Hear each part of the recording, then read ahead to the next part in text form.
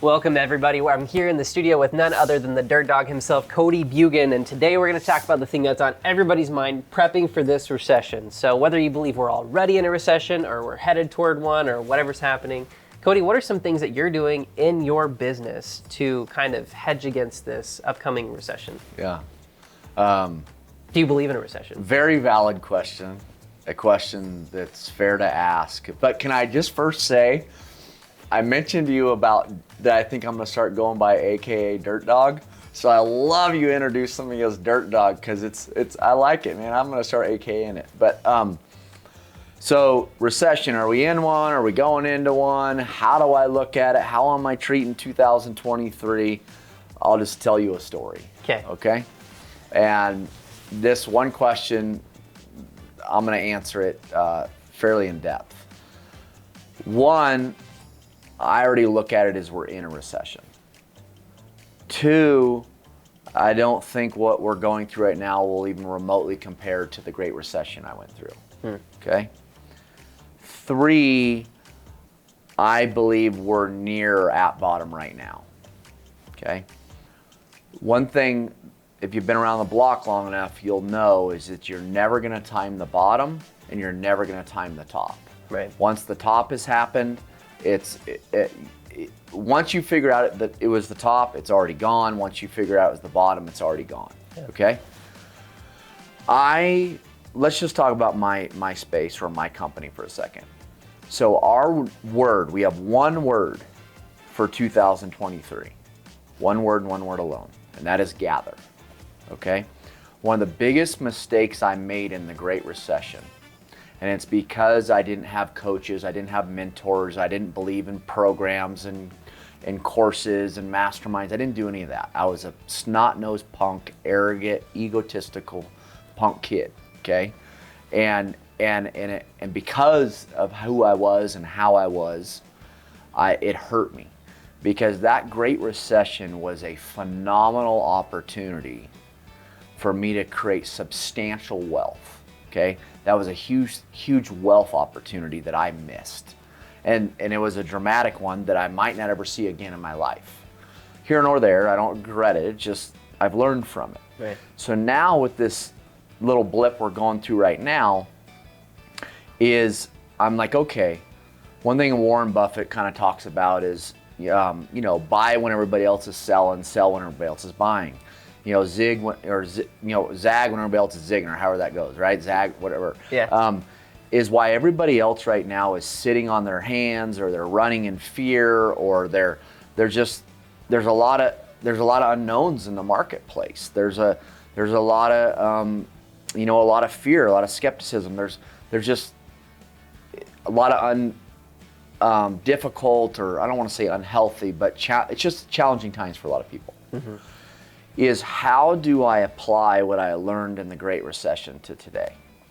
Well, so our word is gather. We are gathering people and we are gathering properties, okay? Right now, we are recruiting heavily for numerous positions in our company. And I will tell you, the candidates or the talent that is available to us today, I could have never touched a year ago. Would have never have gotten exposure to this talent. A year ago? Yeah, just a year ago, right? Because the reality is the market started turning middle of 22, right? And so we're about 9 months in to this correction. Yeah. And so I'm taking this opportunity to gather amazingly talented people, okay? While everybody else, like probably the largest or one of the largest companies in the country with my business model, they just laid off 70% of their people. All right? Wow. Well, in the same industry, your competitor. Yes, yeah. 70% of their people. Why? Well, because of the downturn we're in, right? Like, yeah. Why is it a lot of people laying off? Because they're scared. They're running in fear. They're concerned. They're being overly conservative. They're where I'm leaning into this as a time of opportunity. Yeah. And so that particular company, what's going to happen? Well, they're top talent. Where are they going to be interested to come to work? Us. What does that create for us? Huge. we're only as good as our team, right? If I don't have a talented team, I'm not going anywhere. I can't scale. I can't accomplish my vision that I have for our business. So I'm gathering talented people. 2 is I'm gathering properties. Right now, my business model is already a blue ocean. And what that means by that is that there's not a lot of competition versus say a red ocean where everybody is, whatever, competing with each other. Well, it went from like pretty blue to like crystal clear, gorgeous, sparkly blue, because it went from a little bit of competition to literally no competition. So we're taking that opportunity to go gather properties, all right? Well, Cody, how do you go gather properties in a downturn like this? You don't know where the bottom is. You don't want to get caught. Well, I understand that because you're saying that to me because you're a value add guy related to apartments or storage facilities or whatever, commercial, I don't care what it is. But your business model is you go and you close on these deals in 30 or 60 days. And so your concern is you don't know where cap rates are going to end up because your business model operates on NOI, net operating income, revenue minus expenses equals net operating income. Your concern, and then what happens is there's a cap rate where you take that net operating income with the cap rate and it tells you what your asset is worth. Well, you don't know where cap rates are going to end up right now. None of us do, okay? Because we don't know where interest rates are going to end up. And I don't care a lot of people say, well, cap rate's not tied directly to interest rate. Bullshit. Cap rate is absolutely tied to interest rate, okay? So I get it. You can't go and play at a heavy, you can't play at a high level right now because you don't know where the market's going to end up, and you have exposure because you got to close in 30 or 60 days. Yeah. Remember, with my business model, what we teach at VestRight is, yes, we pay property owners 5-10 times more than their property's worth as is, but they wait 12 to 18 months for us to get the development approved before we close. Well, what does that mean for me? What that means for me is I can go and gather properties right now and not have the exposure that these other guys do with their business models, because I don't have to close until, in my opinion, on the other side of what's going on. Yeah. Right? And so, so I'm going to keep going a step further. I told you this is going to be a long-winded answer. But, so Cody, so you're just going to go and gather all these deals and you're leaning in and you're hiring people and all that. Why? Here's why. We have a housing shortage of, some people will say 3 million, some people will say 4.5 million of housing units need, okay? Well, here's what I know, or I believe. That housing shortage has gone nowhere. That housing shortage still exists, and it's gonna come back and play again, okay? But right now, all those buyers, all those people that are needing housing or that want to buy houses or upgrade their homes or whatever, they're all on the sidelines right now, okay? Why are they on the sidelines? Well, they're on the sidelines because they don't know what the new normal is. What do you mean the new normal? Well, here's the thing. Us as humans, we adapt. We amazingly adapt. Like, I think about COVID for a second, okay? Those masks. You might be a fan of a mask, and sorry if, I'm not trying to hurt your feelings or upset you. I was never a fan of the mask, okay? But what did I do during COVID? You know what I did? When I'm getting to leave the house and go somewhere, instead of me just making sure I got my keys and my wallet, I naturally adapted to just making sure I had my keys, my wallet, and my mask, okay? So I adapted because that became the new normal. Well, it's no different than interest rates. Right now, the feds keep bumping interest rates. So as long as they keep bumping interest rates, you as an individual, you don't know what it is that you need to adapt to. You don't know what the new normal is because the rates keep changing. So here's my opinion. Here's my prediction. The feds will be done raising rates in second quarter, okay? When they're done raising rates, we will all start adapting to what the new normal is. Well, Cody, it wasn't too long ago that I could get a mortgage at 3.5% and I could buy that $600,000 house. Let me tell you something. Here again, not trying to hurt your feelings, but if the only way you could afford the $600,000 house is by getting the money at 3.5%, you shouldn't have been buying the home in the first place. That's just the reality. Yeah. Because 3.5% is not sustainable. Okay, and here again, I want to be careful how I say this. But I am glad this correction has happened. You know why? Because middle of 20 to middle of 22, that heyday is not sustainable market. Double-digit appreciation, it's not sustainable. I want to operate in a business model or in a time where it's sustainable. I want to have a business model and expectations where I can be profitable and grow and scale, where it's sustainable. Any of you that created a model based upon that heyday and those are your expectations, you better correct those expectations or you're in trouble. Yeah. Okay? Well, it's no different than the interest rates that existed back then. And so, okay, fine, you got to now go get a mortgage at 6-7%. Can I tell you, it wasn't too long ago where I was ecstatic to borrow money at 6-7%? 6-7% is still a great interest rate. So here's what will happen.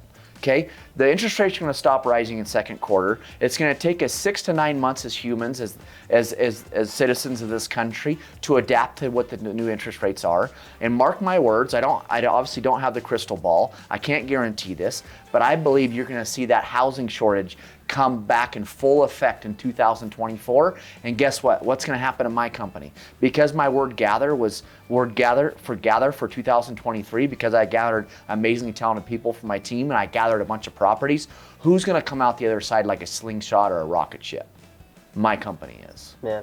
So I know that was a long-winded answer, but that's how I'm viewing what's going on right now in the marketplace. That's awesome. So you're going out, you have a great team. You're collecting a lot of properties, you're still paying them above market value, 5-10 times. And you're just anticipating that at the other end of this, you'll be able to, there's still a huge demand for homes.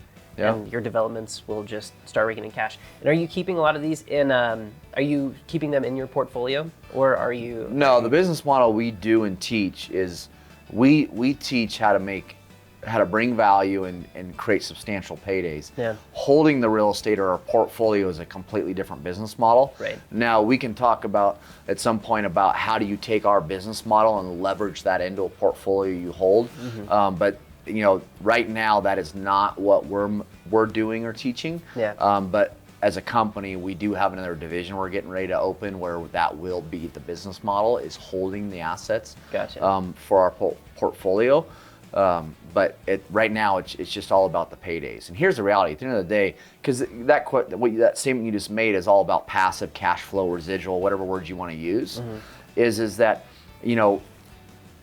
I love the idea of a portfolio. If I was to say one of the biggest mistakes that I've made in my career is not building a portfolio earlier. It's a mistake.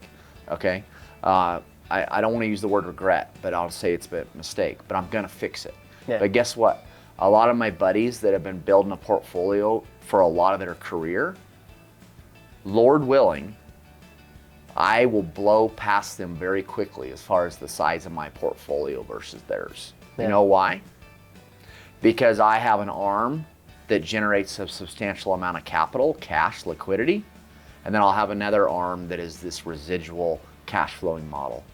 Because I have all this liquidity, I can scale this side of my business much, much quicker than those that only do passive residual cash flow, whatever you want to call it. Does that make sense? That is an amazing tool. Because of the amount of liquidity I create over here, I can scale my portfolio very, very quickly. Yeah. One thing I love about that, and it works in every market, is, Alex Hormozy likes to talk about make active income great again. And so you've got that arm that provides that liquidity, and so you can do whatever you will with it. Yeah.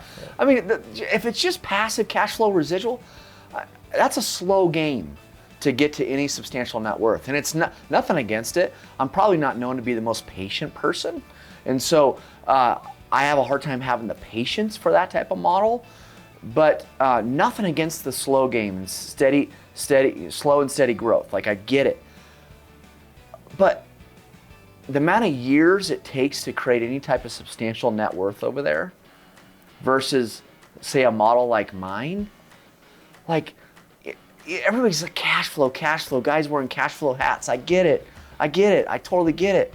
But I love the idea. Don't dismiss the idea of an active model that creates a tremendous amount of liquidity, because I might go do this for 5 years and make more money than you will in your whole lifetime doing this. Yeah, that's awesome. So to recap, what you're doing to prep your business for 2023 is you're doubling down. You know, you're trusting that this housing shortage is going to come back.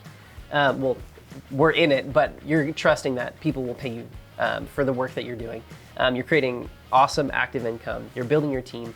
And what can people do to learn more about how to get involved in the game that you're in? Yeah, well, I started an education company where I do exactly what I teach. And I want to be careful how I say this, but I would challenge anybody, if you're going to go get a coach, a mentor, take someone's courses, programs, to work with someone that does what they teach, right? And so I had this conviction in 2019 to start VestRight. And VestRight is my online education company where I teach exactly what it is that I do. And it's because of my personal slogan, PIF, Purpose, Impact, Fulfillment. I have this amazing education that I've learned the hard way, and I'm the only one that I know of teaching it. And it's a huge part of my legacy to be able to have a positive impact on others. So just go check out vestright.com, and there's probably a link down below. Yeah, click that link down below if you guys are interested. And yeah, make sure you guys are really preparing for this thing that we're in. Hopefully we're at the end of it, but if not, these principles are still the same. So we'll see you guys on the next one, and keep investing.